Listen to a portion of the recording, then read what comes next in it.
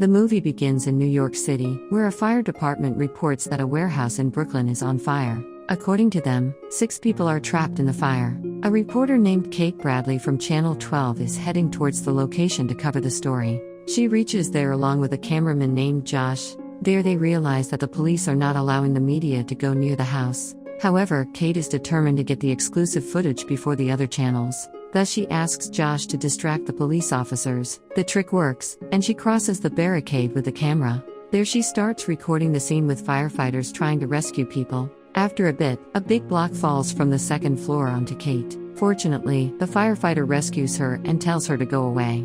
Afterward, Kate exits the place and immediately goes live to share the exclusive footage with the viewers. Later, Kate's boss David Dial praises Kate and Josh for their efforts. However, David informs Kate that he received a call from their legal department. He mentions that the department warns about such dangerous stunts. Kate responds that they will not mind after seeing the ratings. When returning home, Kate receives a call from his dad named Ashok Bradley. His father shows concern for her after seeing the fire report. During their talk, Ashok suggested Kate cover political news as it's safer. However, Kate mentions that she loves to cover exciting news. Then Ashok mentions his fundraiser event and asks Kate to join. Kate tells him that she is not interested in political events. However, she agrees after Ashok insists on her a lot. The next day at the office, all the reporters have a meeting with David and he assigns tasks to all the reporters. Then, David asks Kate to cover a story about a woman finding a bag with cash on her porch. Kate doesn't seem happy as she wants to cover more exciting news. Yet, David refuses and informs her that the executives no longer want her to cover bumper beat news. Consequently, she's left with no choice but to undertake the task assigned to her. After that, Kate and Josh go to meet a woman named Christina who finds a bag with cash. Christina tells her that she found a bag with $100,000 on her porch. Moreover, Christina mentions that she is going through a hard time, and it's a big help for her family. Kate asks if there is any note with the bag. Christina tells her there is no note, and she believes that it's a miracle. Later, Kate and Josh discuss the news. Kate suspects that it might be drug or robbery money. Then she points out the number 8 symbol on the bag and considers it a possible marketing gimmick. Kate tells Josh that she thinks whoever is behind this has a motive. Afterward, Kate attends her father's fundraiser event. There, Ashok introduces Kate to one of his donors named Jack Henson. Ashok mentions that Jack wants Kate to cover her business story. However, Kate expresses her disinterest in politics. Then Jack requests her number, inviting her to dinner, but Kate declines. She avoids engaging with her father's political acquaintances due to uncertainty about people's intentions. Subsequently, Kate leaves to pursue a lead on the story she's covering. Later, another woman contacts the station and informs Kate that she also found a bag with cash on her doorstep. She provides her address for Kate to meet her but requests that no camera be brought along. After reaching there, Marie asks Kate, who is behind this, but Kate tells her that she also doesn't know. Then Marie tells Kate that she is already well settled and doesn't need the money. She is an oncologist who works at Parkland Hospital. Thus, Kate inquires what she will do with the money. Marie tells Kate that she is planning to donate the money for pancreatic cancer research. Because it's an underfunded field and this disease affects many people. Thus, Kate shows interest in interviewing Marie and mentions that this will help draw attention to the research. But Marie refuses and tells her that she can't compromise her privacy. However, she permits Kate to publish her story in the news anonymously. Later in the news studio, she informs David about her lead on the story. Meanwhile, their news station receives a phone call from the Upper West Side. A man named Jesse informs them that he, too, has received a bag of cash. Kate and Josh rush to interview the person. There, Jesse informs them that he already has footage of the guy on the security camera, but his face is covered with a cap. Then Kate questions Jesse about how this money will change his life. He tells her that he suffered a back injury a while ago and spent a lot of his savings. Thus this money will help him pay off his debts. Later, the news goes viral, and the mysterious man becomes famous. Everyone starts calling him the Good Samaritan, which refers to a person who selflessly helps others. Everyone is curious about who Good Sam is and why he is giving money to strangers. Although the story is getting a lot of attention, David asks Kate to gather some solid information. Furthermore, he suggests she seek help from Susan, who is also a reporter. However, Kate says that Good Sam is her story, she doesn't want any interference. Later, Kate stays at the office until late at night to do research. Then she informs David that she has found a solid clue. She mentions that the people who received money live all over the city with different backgrounds and professions. However, the second and third recipients, Marie and Jesse, found their homes through the same firm called Inniswell.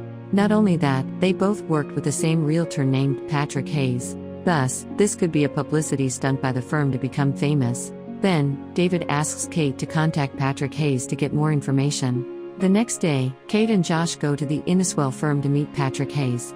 However, the receptionist doesn't know about his presence and asks her to wait. Luckily, Kate gets the address of Patrick Hayes' partner Eric Hayes and decides to meet him. There, Eric realizes that he encountered Kate before at the warehouse. Eventually, she finds out that he is the same firefighter who saved her from the fire that night. However, she explains to him that she is looking for Good Sam. Eric tells Kate that he is Patrick Hayes' brother. Moreover, he informs her that Patrick died 5 months ago and he can't help her anymore. On their way back, Kate receives a call and realizes that it's Jack. Jack asks her to reconsider her decision to have dinner with him and she agrees. Meanwhile, David texts Kate and says that a girl in Staten Island got a bag of money with a note. So, they quickly go interview her. The girl named Faith tells Kate that the note says it's for her to go to law school. She explains that law school has always been her dream, but she doesn't have enough money. Later that evening, Kate has dinner with Jack.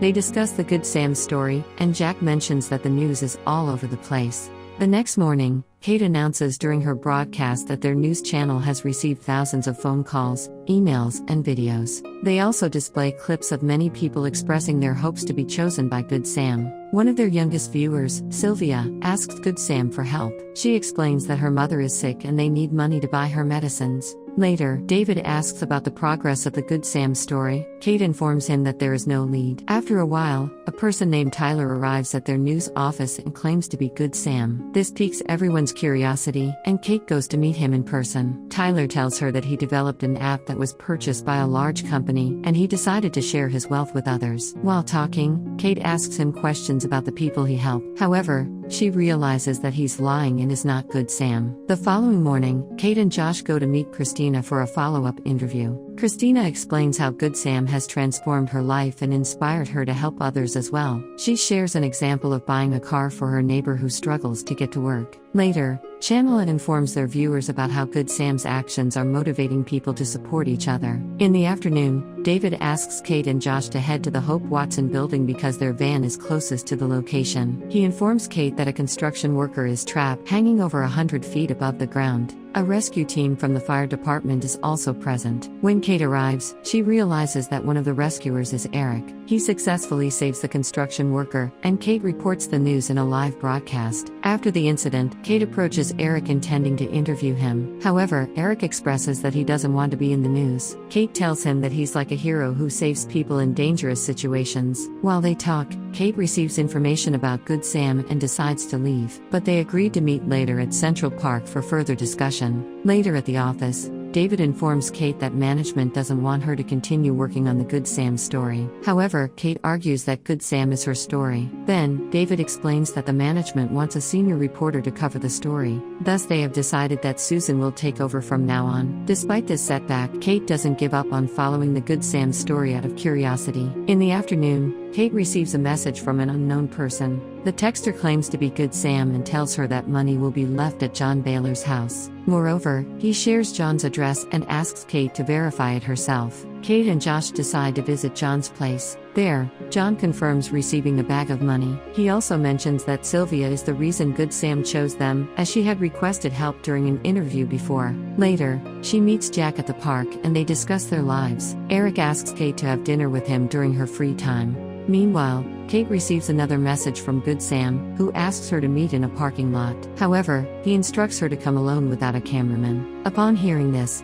Eric advises her not to go, fearing the risk involved. Kate, though, insists that it's her job and she will meet him. Eventually, Eric insists on accompanying Kate to ensure her safety. At night, Kate waits in the parking lot and stays in touch with Eric. Suddenly, a luxury car arrives, and Jack steps out. Kate is shocked as Jack reveals that he is the real Good Sam. He invites her to get into the car so he can explain everything. Eric tries to intervene, but Kate assures him that Jack is a family friend. At the restaurant, Jack elaborates that the number 8 is significant to him, and after making an $800,000 investment, he decided to help people. He hired someone to distribute the money anonymously to avoid attention. However, Kate requests an interview with Jack, and he agrees. Furthermore, Kate asks him to provide receipts of the money withdrawals as evidence. The next day, Kate breaks the news in an interview with Jack. Jack reveals that he intended to share his investment profits with financially unstable individuals. After the interview, Kate and Jack go out to eat, but moments later another channel finds them and rushes to interview Jack. Jack provides the same answers to their questions,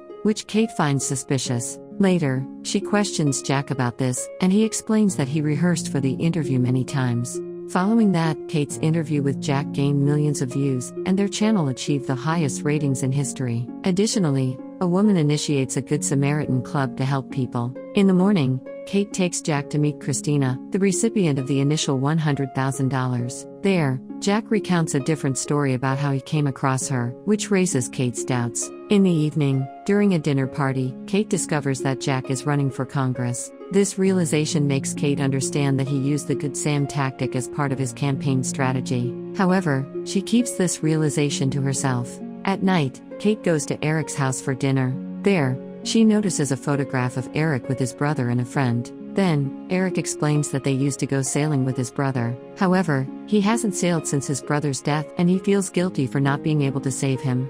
Later, Kate and other reporters examine Jack's withdrawal receipts and realize that he only gave $100,000 to 4 individuals. Furthermore, Jack spent the initial $400,000 on a political agency for his campaign. This clarifies that Jack cannot be the Good Sam, as he didn't provide money to the initial 4 recipients. Upon realizing this, she goes to Jack's office and confronts him about knowing the truth. Jack attempts to defend himself by claiming that he did it to make her happy. This only infuriates Kate more, and she leaves. After that, she reunites with all 4 initial recipients of the money. Firstly, she notices that Jesse has the same tattoo as seen in the photo at Eric's house. When she questions Jesse, he confirms that he is Patrick's friend and that they used to work together on the sailboat named Crazy 8. Next, she meets Christina and finds that she used to work as a babysitter for Patrick and Eric. Meanwhile, Marie is Patrick's doctor, and Faith is an employee at Patrick's company. Finally, Kate finds the real Good Sam. Later she confronts Eric and reveals that she has uncovered his identity. She asks him how he obtained the money. Eric explains that Patrick's boat was destroyed, and he received a $400,000 insurance payout. Realizing that his friends were more deserving of the money, he decided to distribute it to them. The following day, Kate breaks the news that Jack is not the real Good Sam, and the actual Good Sam wishes to remain anonymous. However, she mentions that Good Sam has inspired many people to follow in his footsteps. The next scene shows Kate and Eric sitting in the park, sharing a sweet kiss. Meanwhile, a girl approaches Kate and informs her that she and her friends have received a college scholarship. However, she doesn't know where it came from. Later, Kate asks Eric if he is responsible for all of this, and he denies it. Nevertheless, Kate shows her intention to cover this story as well.